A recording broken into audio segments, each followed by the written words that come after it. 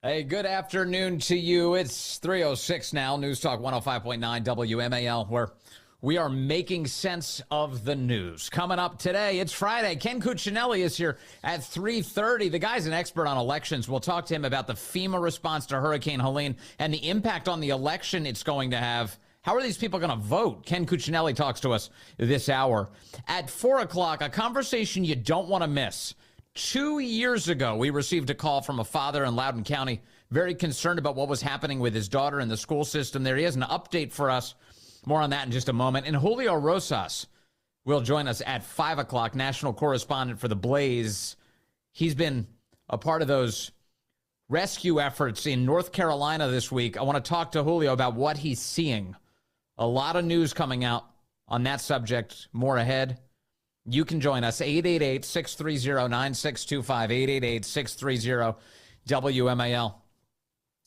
My sincere thank you to all of the great WMAL listeners and voters. We all got together this morning in Leesburg and Loudoun County to get together to first of all, just tailgate the vote, gather so many great Americans, and primarily to try and bring out those voters. And boy, there were a lot of people showing up who were telling me that they were there and decided it is the day for them to vote.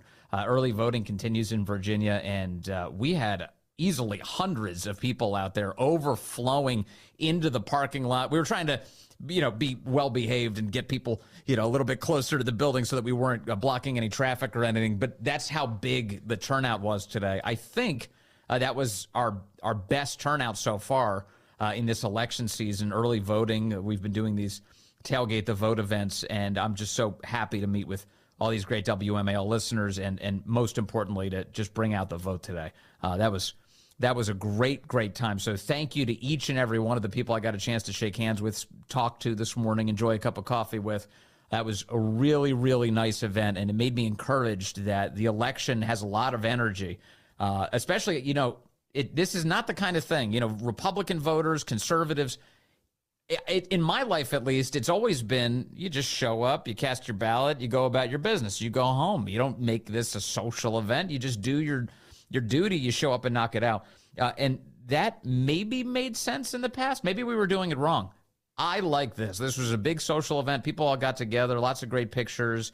I saw Mrs. Cow out there, Hung Cow's wife was out there this morning rather. People like Mike Clancy were out there. We saw Sheriff Mike Chapman showed up. It was just a great crowd. And thank you again to Army of Parents for bringing the donuts and the coffee. That was really nice. So perfect. Let's continue the effort. And if you know anybody who hasn't voted yet, just get them out there. What's the thing everyone keeps saying? Grab 10 friends, get them to the polls. Virginia, it's in play, so why not play? Go for it. Fight. Somebody once said that. I don't know who that was. I am excited about a conversation we're going to have coming up, too. I met this gentleman this morning, Thomas. I met Thomas this morning, and Thomas came up to me and he said, Vince, I called your show 2 years ago. I called about my daughter. And at the time, she was in Loudoun County Public Schools. And, well, people were telling her in the schools that her body is a mistake and that, in fact, she's not a girl, she's a boy. This is what was happening to his kid. And he pulled his daughter out of the school, out of that school system, and put her in private school. And I want to take you back in the time machine here. This is 2 years ago, a phone call we received from Thomas. And Thomas is coming up at 4 o'clock to give us an update on this story. And I think it's going to be useful. I think you're going to really get something out of this. Here's Thomas again, 2 years ago now.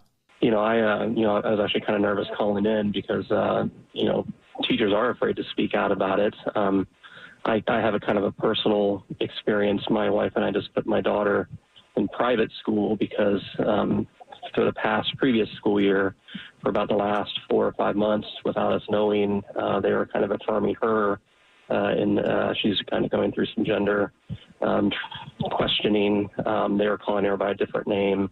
We didn't know this until almost the last day of school, and so our answer was to basically take her out. So I'm a teacher in Loudoun County, and I can't even keep my daughter in the school system anymore. Isn't that amazing? So that was the last we had heard from Thomas. We talked to him again 2 years ago, and he said, look, I got my kid out of there. because they were filling her head with lies inside of the school system. And we wanted to see what we could do to rescue her. This is a guy who, as you heard there, says he works in the Loudoun County schools, and he was trying to figure out a way to rescue his daughter from them. Again, Thomas will give us an update on that story at 4 o'clock. Don't miss it. Meanwhile, I want to talk about what's happening in the country right now. The effects of Hurricane Helene have been totally devastating. We're now well above 200 who are dead. Estimates about who are missing, they're wildly all over the place. We just don't know. Hundreds is the number that we keep hearing, some 200 or so. This is a weird area, too. Western North Carolina, there's a lot of vacation rentals in this area. So sometimes you have homes that weren't perhaps occupied. You just don't know. But search and rescue efforts continue. But they're being hampered, quite unfortunately. According to people who are on the ground are saying, we're trying to do these rescues, but all sorts of people and especially government officials are getting in the way. This is just an atrocity. I want to play for you. This is audio from a Florida state guardsman. His name is Jonathan Howard. He recorded a short video talking about what he's been encountering and how the media have been getting so much of this wrong as well, merely believing the government lines on this subject. Take a listen. My name's Jonathan Howard. I'm a member of the Florida State Guard Special Missions Unit, and I'm also up here with Aerial Recovery, a nonprofit. I came up here on Sunday with Aerial Recovery before we even got activated. We flew up here, and then we got activated, which is great. I have my team up here working as well. Here's the problem. I'm going to tell you everything that's happening from the ground, what I'm actually seeing, because what they're telling you is complete bullshit on the news, and these politicians don't have a clue, and they're lying. And I'll say this now, I'll say it at the end of the video. The only thing I need from this video is helicopters. If I have helicopters, I can save lives. Without helicopters, I can't reach these people. It doesn't matter how many chainsaws and trucks I got, I can't get to them. They're 10 miles in, 20 miles, 40 miles in the mountains. There's no way to get with them or even communicate with them. I am literally flying around in a civilian helicopter looking for SOS messages carved in the mud or painted on the ground, and we're dropping down and saving them. What got me fired up about this was yesterday, me and my team did the rescue of that 11-day-old baby. And all these government officials and social media, they're showing that video, that pictures and video of that rescue, and claiming that like they have some like government helped with that.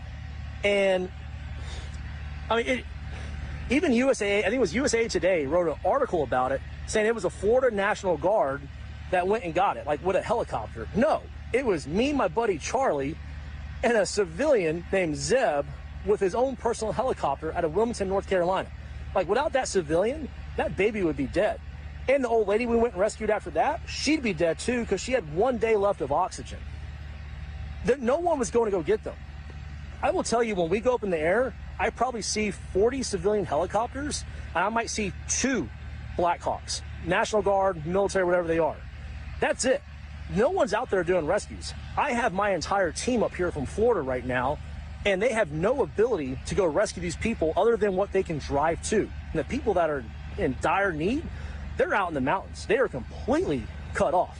Now, I will say, I spoke to my congresswoman down in Florida, and she's a badass, and she made a bunch of phone calls, and now we got 2 contracted 60s coming up here tomorrow.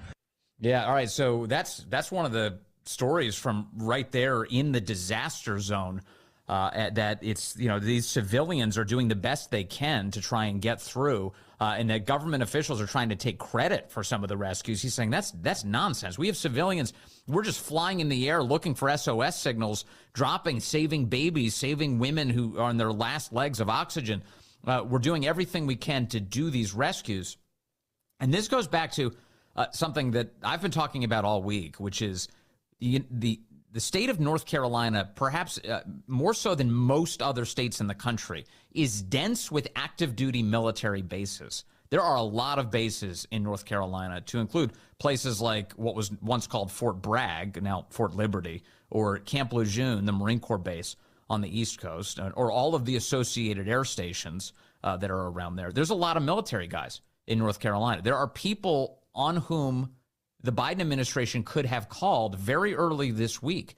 But it wasn't until Joe Biden was heading down there and they needed some sort of announcement for him to make, oh, look what I did today, that they said they were activating 1,000 troops from Fort Bragg. It was just that.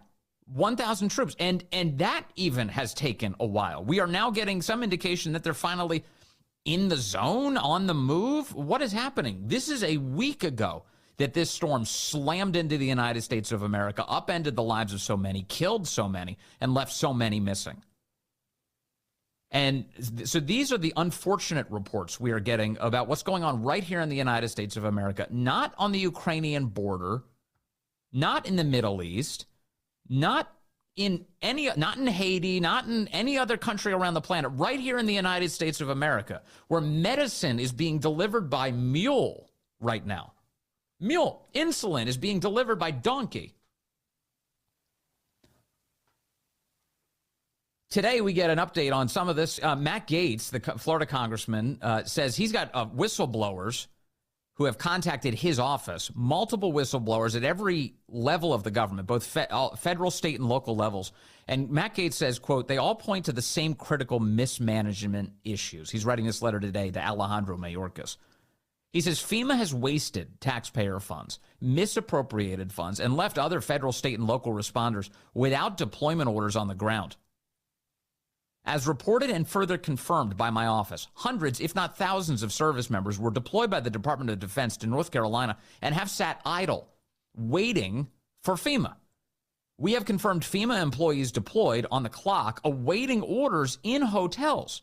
FEMA pre-disaster aid was withheld, exacerbating the emergency. It's also public that NGOs have purchased airline tickets for migrants, that would be illegal foreign nationals, through the use of FEMA funds. The aftermath of Hurricane Helene is a major disaster, he says. And your waste and unpreparedness are leaving Americans in distress, unable to access food, water, or medicine, and expecting help with none coming. With none coming. Now, remember what Joe Biden said just days ago about all of this. He was asked, standing on a tarmac, what have you done for the victims here of the hurricane? Have you given them enough? And he said, well, we gave them everything we've got. And then he was asked, hey, is there any more you could be giving them? Biden says no. Do you have any words for the victims of this hurricane? Yes, it's tragic. As a matter of fact, we're trying to get the exact number. My FEMA advisor is on the ground in Florida right now. There's a distinction between the numbers that FEMA's used and the ones that are used by the locals. So it really is amazing. You saw the photographs. It's stunning. It's unbelievable. It really is. Such a wide area. And we've given them all everything that we have. We're on the ground ahead of time. So we're working hard.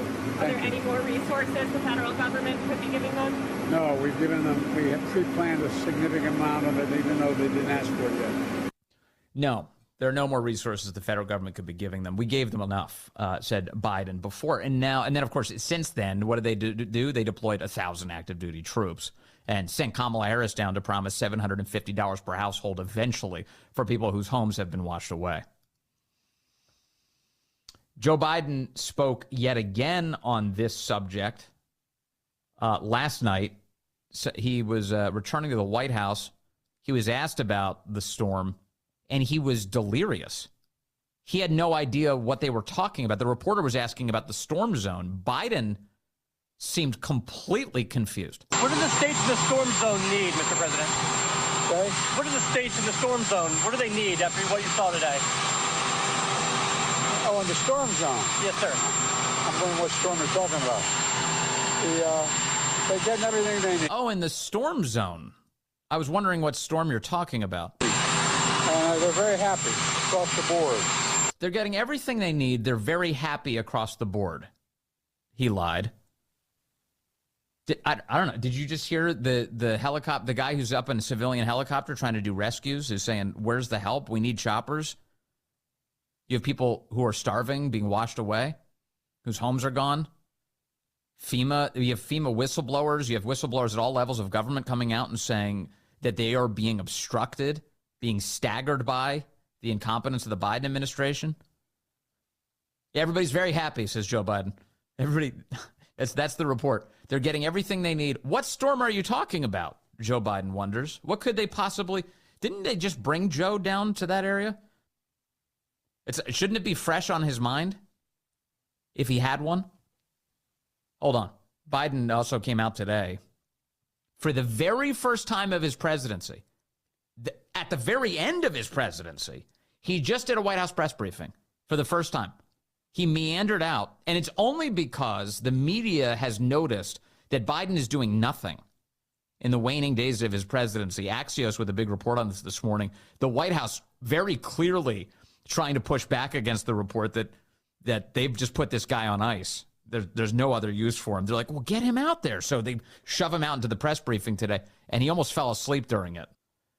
In the disaster zone, Musk, the guy who even Joe Biden has to keep turning to help get him out of hairy situations, like rescuing astronauts in the space station or getting the internet back up online in a disaster area. Elon Musk can do it, so he keeps jumping in to help.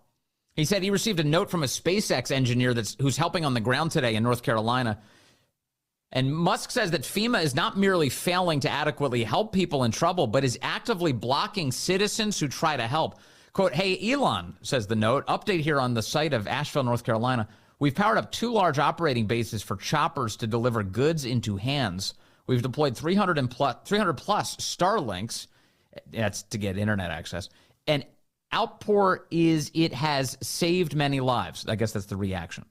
The big issue is FEMA is actively blocking shipments and seizing goods and services locally and locking them away to state they are their own. It's very real and scary how much they've taken control to stop people helping.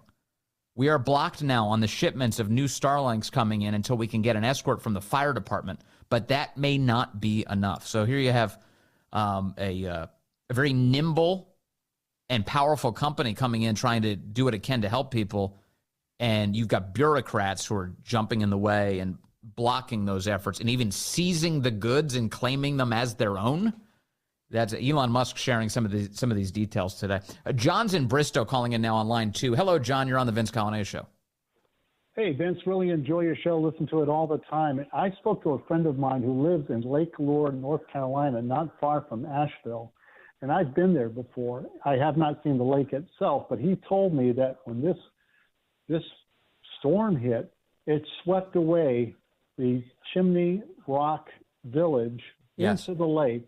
Stores, the marina, everything gone. Yeah. And I was talking to my wife earlier this morning. I had actually heard when I was listening to Larry O'Connor, he had a clip of a mom describing how she and her 7-year-old little boy Micah had escaped to the roof of their home, and the house began to break up, and Micah was swept away, and he was calling out. I mean, I don't know if I can say this, but he was just calling out, "Oh, Jesus, save me, save me!" And it's almost like he could see the Lord. And the boy was dying. I saw. It's so heartbreaking. Yeah, and so I said to my wife, "Look, maybe if we bought an ATV, I could get down there with some food." I called my buddy, and he says, "You can't even get in there with an ATV. The only way is by helicopter." And the FAA is preventing civilian helicopters from providing relief. Yeah, the FAA is preventing people, and Elon Musk has been tweeting about this too, saying people are being prevented right now from even getting in.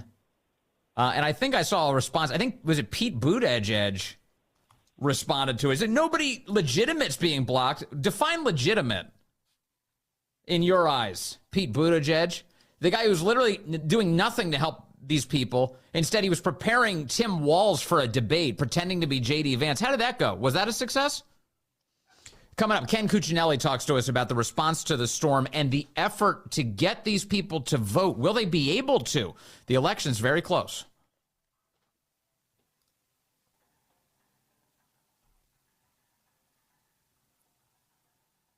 Hey, good afternoon to you. 336 News Talk 105.9 WMAL, where we're making sense of the news.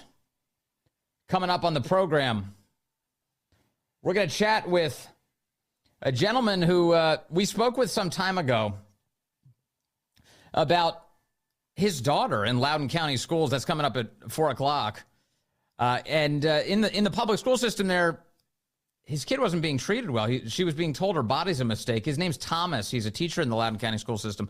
Again, he joins us at 4 o'clock. He called us 2 years ago to tell us about the chaos he was experiencing, but he's got an update on that story. I saw Thomas this morning in Loudoun County. It was good conversation, another good conversation I had. And then Julio Rosas joins us at 5 o'clock. We'll talk to him about what is going on in North Carolina. He's been out there as a part of the recovery efforts, covering it as well as a journalist. So we'll discuss that with him.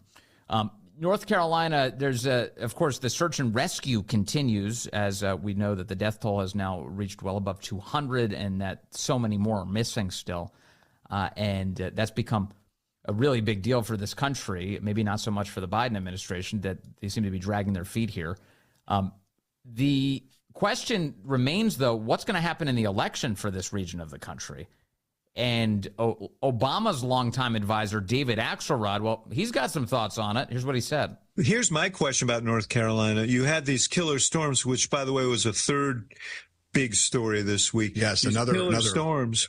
And there's a lot of displacement in western North Carolina. Now, Asheville is a blue dot in that area, but there are a lot of Republican voters Asheville's there. Key. But those voters in Asheville are they're the kind of voters who will figure out a way to vote. They're upscale, kind of liberal voters, and they're probably going to figure out a way to vote. I'm not sure a bunch of these folks who've had their homes and lives destroyed elsewhere in western North Carolina in the mountains there are going to be as easy to wrangle for the Trump campaign. David Axelrod saying lots of Trump voters probably not going to be able to cast their ballots now in a pivotal state like North Carolina. For more on this, let me bring in Ken Cuccinelli. He's national chairman of the Election Transparency Initiative, and there's a lot to discuss here. Ken, good to have you back with us. Good to be with you, Vince. I guess I'll start there just because I played the audio of it. But David Axelrod talking about, hey, man, a lot of Republican voters aren't going to be able to show up now. What do you make of all of this? Well, certainly Asheville is a blue dot in red Trump country in western North Carolina. Yeah.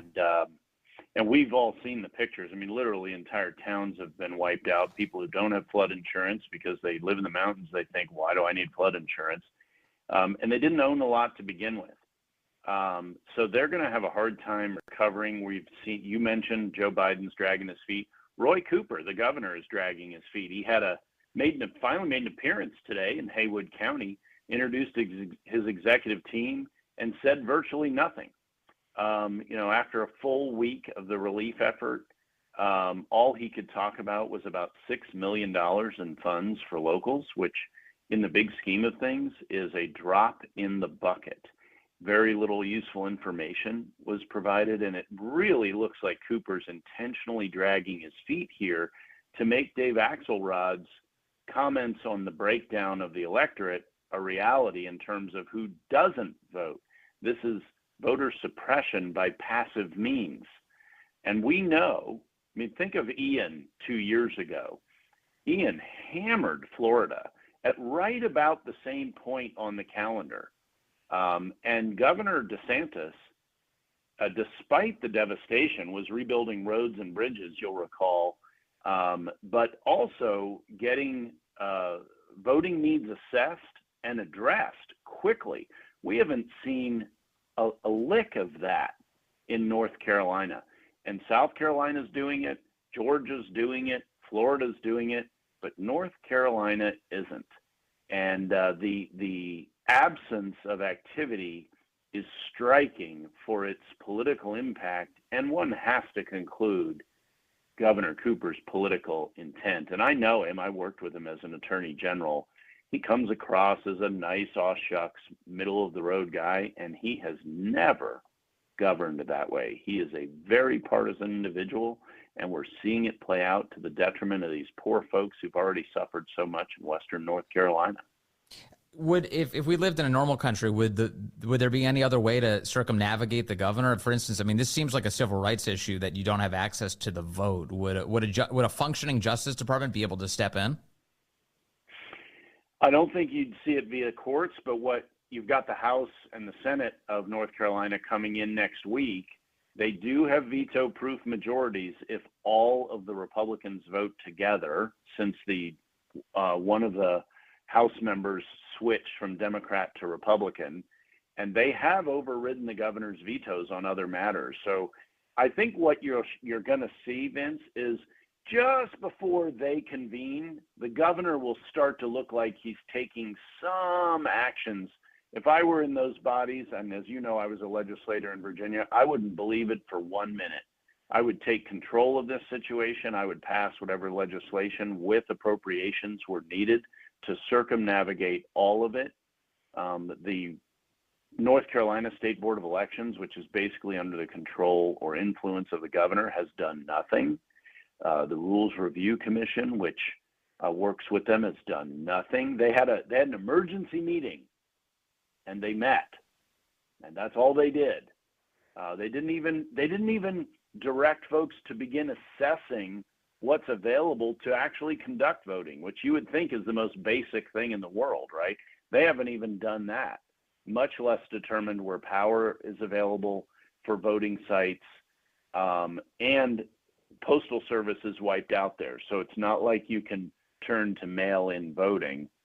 This is going to have to be an in-person voting election in those counties because the infrastructure won't exist for any other alternative. And Governor Cooper is seemingly intentionally denying these people the ability to vote by simply not moving to fix or offer alternatives to the voting infrastructure that was wiped out by Helene. I just want to remind people the 2020 margin was 1.34% in North Carolina. President Trump won North Carolina in 2020, but it was by a slim margin. We are talking this is a very close race. It could be, and it could be stolen for the Democrats if Roy Cooper has his way, as you're pointing out, Ken Cuccinelli. So in other words, beginning next week, as you're now telegraphing, the Republican legislature in North Carolina, the House and the Senate there, they have an obligation to quickly move on making sure that North Carolinians are represented in the vote. Yes, and I understand the speaker's fired up about this. Just what I've observed a little bit from afar. I haven't talked to him yet, Speaker Moore, but there are real life examples of how they're impeding people. There's just a hero in North Carolina by the name of Charles Trefsker. He is the CEO of ALG Senior, which is a nursing home company. They have over 100 nursing homes. He is desperately trying to get help. He's flown, meaning sponsored, over 1,000 helicopter flights, missions to support people, not just at the nursing homes, but across all 22 counties. And FEMA is throttling him on this. So Joe Biden's in on this too. Cooper, they're getting in his way instead of assisting him. And of course, that's because he's making them all look bad by actually performing. And he works, his clients, the elderly in those nursing homes, are some of the folks who have the hardest time voting of all. And they have been taken advantage of in the past in many states. Yeah. But it looks like the take advantage of them by Roy Cooper now is going to make it as hard as possible for them to vote. And it's interesting, we're not hearing the voter suppression talk from the mainstream media about this failure by Joe Biden and Roy Cooper. But that's what's going on here, Vince. And as you pointed out, given the close margin in 2020, unless people are just so angry at the poor performance here that flips votes in Trump's direction, then just the absence, as David Axelrod mentioned, of the voting in these rural counties could flip the state. And that's not just for President Trump. You've got great folks like Dan Bishop running for Attorney General. You've got their statewide offices are up. I don't think it'll flip any local races, but the statewide races could change entirely because of the availability or lack thereof of voting in these 22 counties. And Governor Cooper seems quite determined so far to make sure that, quote, tragedy, unquote, and I put it in air quotes because that's how he's viewing it for purposes of voting. This is obviously a real world tragedy, but he's taking advantage of it. He's taking Rahm Emanuel's advice, never let a crisis go to waste. Well, he's using it passively to suppress Trump votes. So I shared in the last half hour that Elon Musk has indicated that he's trying to get Starlink help in order to get people connected on the internet and rescue help in there. And his guys are on the ground, and they've been trying to work with the Trump team just to get the airspace cleared because they don't know where else to turn. They say that the airspace is being all blocked up by the Biden-Harris administration. And Transportation Secretary Pete Buttigieg, about an hour ago, tweeted at Elon Musk, quote, "No one is shutting down the airspace, and FAA doesn't block legitimate rescue and recovery flights. If you're encountering a problem, give me a call." Oh, that's nice. How many people can call the Transportation Secretary to help rescue American citizens? Or will he be on another 9 months of paternity leave? Yeah. When the call comes in, more passive resistance. And the mealy-mouthed words in there just suggest that what people like Charles Trefsker are saying is absolutely true. They're trying private efforts to rescue people, and the Biden administration, Harris, and Cooper are all getting in the way as opposed to making it happen, because anybody who's doing this job well makes them look bad and makes it obvious what they're not doing. And of course, I'm sure you've already talked about how FEMA bled out all its money on illegal aliens and says, "Oh, sorry, we don't have any money to get you all food for children or voting for all the adults." Yes. Well, let me ask you about that, because the White House today is screeching that we're not spending FEMA funds on illegals, but they turn around and they say all we're doing is having FEMA send money to programs that take care of illegals. Help me understand what kind of excuse this is. There is nothing to understand. They say sentences like that, and they simply expect the media, that's sort of giving the marching orders to the mainstream media, to cover up for them. And the media has. Can you imagine if the Trump administration had, say, spent extra money, had moved FEMA money over to the Department of Defense, and then a natural disaster hit and they ran out of money? What would the mainstream media be doing? They'd be going berserk 24 hours a day, every day. And yet here this is even worse. At least that would be to defend us. This is to give it to people breaking our laws to enter our country as invaders. And yet hardly a peep out of the mainstream media. It's so important. I'm glad you're talking about it. DC hears you. It's so important that people know that this is the kind of alternative choice you have in leadership between these two. Is it America first or America last? Yeah. And here we have a real life example of America last. Well, the critical thing is what happens in November as a result of all of this, because, this at some point you would hope that voters would say, this is enough. I can't take it anymore. This is well beyond anything most of us could even imagine. As you look at the political wins and the direction they're headed, what are you predicting right now, Ken Cuccinelli? Well, I'm predicting a very close race, and that's why subjects like what you and I are talking about here in Western North Carolina is such a big deal. I will say, as you know, I wear an election integrity hat. That's a big part of why I've been watching this problem in North Carolina so closely at the Election Transparency Initiative. And we are much better off than we were 4 years ago in that regard. But ultimately, people have to show up and vote what they believe. That's the ultimate determinant of the outcome. And I agree with you, but I also know that I'm not in the middle of the bell curve. I think that the old question of, are you better off than you were 4 years ago, is a killer question for Kamala Harris, just a killer. And if everybody for whom the answer to that is yes votes for her, and everybody for whom the answer to that is no votes for Trump, she won't win a state. She won't win a single state if that's the decision basis. And here's hoping Americans wake up to the fact that they're facing off with not just socialism, but good old, just a soft, gentle version of communism on that side, with all the tyranny and the censorship that goes with it. Yes. And they'll deny people voting opportunities when it serves their interests. As the old saying goes, and we heard it with the Venezuela election, you can vote a socialist government in, but you can't vote them out. That's it's awfully true. hard. That's true. Ken and that's what we're Cuccinelli. staring down the barrel of. Thank you, sir. I always appreciate you coming on with us. Ken Cuccinelli, National Chairman of the Election Transparency Initiative. Good to be sir, with you, Ben. Good to talk to you. To the point that Ken Cuccinelli was just making, Harry Enton is who I'm thinking of.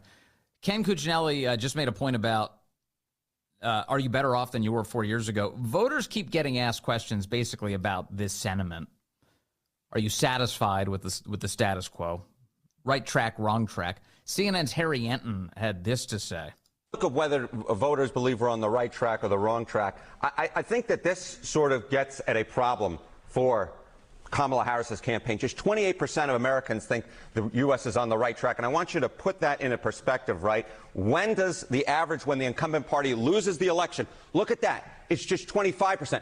That looks a heck of a lot like that 28%, right, that currently think the country is on the right track. When the White House party wins, i.e. Kamala Harris's party, the Democrats, 42% on average think that the country is on the right track. This 25% looks a lot more like this 28%. It doesn't look anything like this 42%. This, to me, is a bad sign for Kamala Harris's campaign. The bottom line is it looks a lot more like a loser than it does like a winner when it. Right. So when a quarter of the public says that we're on the right track, normally that means the incumbent's kicked out. We have an odd situation here, though, because, of course, Kamala Harris, although she is the incumbent, she's the replacement candidate for the current president of the United States. And you wonder to what extent that might mitigate the damage. It shouldn't. She owns all of this. She's responsible for it. But you wonder if that gets through to every voter.